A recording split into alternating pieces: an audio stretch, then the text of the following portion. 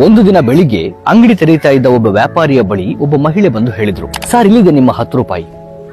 ವ್ಯಾಪಾರಿ ಆಶ್ಚರ್ಯದಿಂದ ಕೇಳಿದ್ರು, 10 ರೂಪಾಯಿ ನಾನ್ ನಿಮ್ಗೆ ಯಾವಾಗ ಕೊಟ್ಟೆ? ಆಕೆ ಹೇಳಿದ್ರು, ನಿನ್ನೆ ಸಂಜೆ ನಾನೊಂದು 100 ರೂಪಾಯಿ ಕೊಟ್ಟು ವಸ್ತುಗಳನ್ನ ಖರೀದಿಸಿದ್ದೆ, ಆದ್ರೆ ಅದರ ಬೆಲೆ ಮಾತ್ರ 70 ರೂಪಾಯಿ ಆಗಿತ್ತು. ನೀವು ವಾಪಸ್ 30 ರೂಪಾಯಿ ಕೊಡಬೇಕಾಗಿತ್ತು, ಆದ್ರೆ ನೀವು 40 ರೂಪಾಯಿ ಕೊಟ್ಟಿದ್ದೀರಿ. ಅದಕ್ಕೆ ಈ 10 ರೂಪಾಯಿಯನ್ನ ವಾಪಸ್ ಕೊಡ್ಲಿಕ್ಕೆ ಬಂದಿದ್ದೇನೆ ಅಂತ. ವ್ಯಾಪಾರಿ ಆ 10 ರೂಪಾಯಿಯನ್ನ ಗೌರವದಿಂದ ಕಣ್ಣಿಗೆ ಒತ್ತಿಕೊಂಡು ನಗದು ಪೆಟ್ಟಿಗೆಯಲ್ಲಿ ಇಟ್ಬಿಟ್ರು. ನಂತರ ಕೇಳಿದ್ರು, ತಂಗಿ ವಸ್ತು ಖರೀದಿಸುವಾಗ ಒಂದು 5 ರೂಪಾಯಿ ಕಡಿಮೆ ಮಾಡಿ ಅಂತ ಡಿಸ್ಕೌಂಟ್ ಕೇಳಿದ್ರಿ ನೀವು ಅವಾಗ, ಈಗ ಈ 10 ರೂಪಾಯಿಯನ್ನ ವಾಪಸ್ ಕೊಡ್ಲು ಇಷ್ಟು ದೂರ ಬಂದಿದ್ದೀರಿ ಯಾಕೆ? ಆಕೆ ಶಾಂತವಾಗಿ ಹೇಳಿದ್ರು, ಡಿಸ್ಕೌಂಟ್ ಕೇಳುದು ನನ್ನ ಹಕ್ಕು, ಆದ್ರೆ ಒಮ್ಮೆ ಬೆಲೆ ಫಿಕ್ಸ್ ಆದ್ಮೇಲೆ ಕಡಿಮೆ ಹಣ ಕೊಡುವುದು ತಪ್ಪಲ್ವಾ? ವ್ಯಾಪಾರಿ ಹೇಳಿದ್ರು, ಆದ್ರೆ ನೀವು ಕಡಿಮೆ ಪಾವತಿಸಿಲ್ಲ, ನನ್ನ ತಪ್ಪಿನಿಂದಲೇ 10 ರೂಪಾಯಿ ಹೆಚ್ಚು ಸಿಕ್ಕಿದೆ, ನೀವು ಇಟ್ಟುಕೊಂಡಿದ್ರು ನನಗೆ ಅಷ್ಟೇನು ವ್ಯತ್ಯಾಸ ಆಗ್ತಾ ಇರಲಿಲ್ಲ ಅಲ್ವಾ? ಅದಕ್ಕೆ ಯಾಕೆ ನಿಮಗೆ ವ್ಯತ್ಯಾಸ ಆಗದಿರಬಹುದು, ಆದ್ರೆ ಅದು ನನ್ನ ಮನಸ್ಸಿಗೆ ಒಂಥರ ಭಾರ ಅನಿಸ್ತದೆ. ಯಾರದೋ ಹಣವನ್ನ ತಿಳಿದುಕೊಂಡೇ ಇಟ್ಟುಕೊಳ್ಳುವುದು ಪಾಪ. ನಿನ್ನೆ ರಾತ್ರಿಯೇ ಬಂದಿದ್ದೆ, ಆದ್ರೆ ನಿಮ್ಮ ಅಂಗಡಿ ಮಾತ್ರ ಮುಚ್ಚಿತ್ತು ಅಂತ ಹೇಳಿದ್ರು. ವ್ಯಾಪಾರಿ ಕುತೂಹಲದಿಂದ ಕೇಳ್ತಾರೆ, ನೀವು ಇರುವುದೆಲ್ಲಿ? ಸೆಕ್ಟರ್ 8 ಅಂತ ಹೇಳಿದ್ರು ಆಕೆ.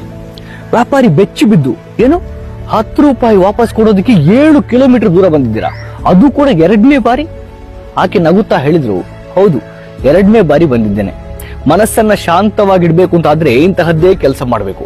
ನನ್ನ ಗಂಡ ಈಗಿಲ್ಲ, ಆದ್ರೆ ಅವರು ನನಗೆ ಒಂದು ಮಾತು ಕಲಿಸಿದ್ರು, ಅದೇನಂದ್ರೆ ಯಾರದ್ದೋ 1 ಪೈಸೆಯನ್ನ ಅನ್ಯಾಯವಾಗಿ ತೆಗೆದುಕೊಳ್ಬೇಡ.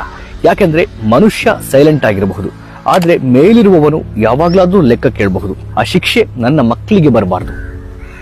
ಆಕೆ ಹೀಗೆ ಹೇಳಿ ಹೊರಟು ಹೋದ್ಲು. ವ್ಯಾಪಾರಿಯ ಮನಸ್ಸು ಮಾತ್ರ ನಡುಗಿತು. ತಕ್ಷಣ ಕ್ಯಾಶ್ ನಿಂದ 300 ರೂಪಾಯಿಯನ್ನ ತೆಗೆದು ಸ್ಕೂಟರ್ ನಲ್ಲಿ ಹೊರಟು ಸಹಾಯಕನಿಗೆ ಹೇಳಿದ್ರು, ಅಂಗಡಿಯನ್ನ ನೋಡಿಕೋ, ನಾನು ಈಗ ಬರ್ತೇನೆ ಅಂತ. ಅವರು ಇನ್ನೊಂದು ಅಂಗಡಿಗೆ ಹೋಗಿ ಅಲ್ಲಿದ್ದ ವ್ಯಾಪಾರಿಗೆ 300 ರೂಪಾಯಿ ಕೊಟ್ಟು ಹೇಳಿದ್ರು, ಇದು ನಿನ್ನ ಹಣ, ನಿನ್ನೆ ಇಲ್ಲಿಂದ ವಸ್ತು ತೆಗೆದುಕೊಳ್ಳುವಾಗ ತಪ್ಪಾಗಿ 300 ರೂಪಾಯಿ ಹೆಚ್ಚು ತೆಗೆದುಕೊಂಡೆ ಅಂತ. ಅದಕ್ಕೆ ಆ ವ್ಯಾಪಾರಿ ನಗ್ತಾ ಹೇಳಿದ್ರು, ಅಯ್ಯೋ ಅದನ್ನ ನಾಳೆ ನೀಡಿದ್ರೆ ಸಾಕಿತ್ತಲ್ವಾ, ಈಗಲೇ ಬರುವ ಅವಶ್ಯಕತೆ ಏನಿತ್ತು ಅಂತ. ವ್ಯಾಪಾರಿ ಹೇಳಿದ್ರು, ನಾಳೆ ಒಂದು ವೇಳೆ ನಾನು ಇರದಿದ್ರೆ ನಿನ್ನ ಹಣವನ್ನ ನಾನು ಉಳಿಸಿಕೊಂಡಿದ್ದೀನಲ್ಲ, ಮೇಲಿನವನು ಯಾವಾಗ ಲೆಕ್ಕ ಕೇಳ್ತಾನೋ ಯಾರಿಗೂ ಗೊತ್ತಿಲ್ಲ, ಅದರ ಶಿಕ್ಷೆ ನನ್ನ ಮಕ್ಕಳಿಗೆ ಬೀಳಬಾರ್ದಷ್ಟೇ ಅಂತ. ಈ ಮಾತುಗಳು ಆ ವ್ಯಾಪಾರಿ, ಅಂದ್ರೆ ಅವರ ಹೆಸರು ಪ್ರಕಾಶ್ ಅಂತ, ಆ ವ್ಯಾಪಾರಿಯ ಮನಸ್ಸಿಗೆ ಕದಡಿತದು. 10 ವರ್ಷಗಳ ಹಿಂದೆ ಅವರು ತಮ್ಮ ಸ್ನೇಹಿತರಿಂದ 3 ಲಕ್ಷ ರೂಪಾಯಿ ಸಾಲ ಪಡೆದಿದ್ರು. ಆದ್ರೆ ಕೆಲವೇ ದಿನದೊಳಗೆ ಆ ಸ್ನೇಹಿತ ಮೃತಪಟ್ಟಿದ್ದ. ಆ ಕುಟುಂಬಕ್ಕೆ ಆ ವಿಷಯವೇ ಗೊತ್ತಿರಲಿಲ್ಲ, ಆದ್ರಿಂದ ಯಾರು ಅವರ ಹಣವನ್ನು ಕೇಳಲಿಲ್ಲ. ಪ್ರಕಾಶ್ ಮಾತ್ರ ದುರಾಶೆಯಿಂದ ಅದನ್ನ ಮರೆ ಮಾಡಿದ್ದ. ಆ ಸ್ನೇಹಿತನ ಪತ್ನಿ ಇಂದಿಗೂ ಬಡತನದಲ್ಲಿ ಮಕ್ಕಳನ್ನ ಬೆಳೆಸ್ತಾ ಇದ್ರು. ಆದ್ರೆ ವ್ಯಾಪಾರಿಯ ಆ ಮಾತಿದೆಯಲ್ಲ, ಮೇಲಿನವನು ಯಾವಾಗ್ಲಾದ್ರೂ ಲೆಕ್ಕ ಕೇಳಬಹುದು, ಶಿಕ್ಷೆ ಮಕ್ಕಳಿಗೆ ಬೀಳಬಹುದು ಅಂತ, ಅದು ಪ್ರಕಾಶ್ನ ಮನಸ್ಸಿನಲ್ಲಿ ಮತ್ತೆ ಮತ್ತೆ ಪ್ರತಿಧ್ವನಿಸ್ತಲೇ ಇತ್ತು. 3 ದಿನಗಳ ಅಶಾಂತಿಯ ನಂತರ ಆತನ ಮನಸ್ಸು ಕೇಳಲಿಲ್ಲ.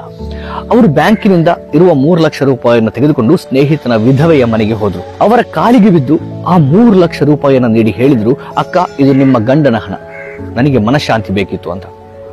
ಆ ವಿಧವೆ ಕಣ್ಣೀರು ಹಾಕುತ್ತಾ ಆಶೀರ್ವದಿಸಿದ್ರು. ಆ ಸ್ತ್ರೀ ಯಾರು ಗೊತ್ತಾ?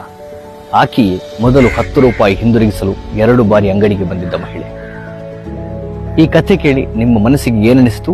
ಕಮೆಂಟ್ ಮಾಡಿ.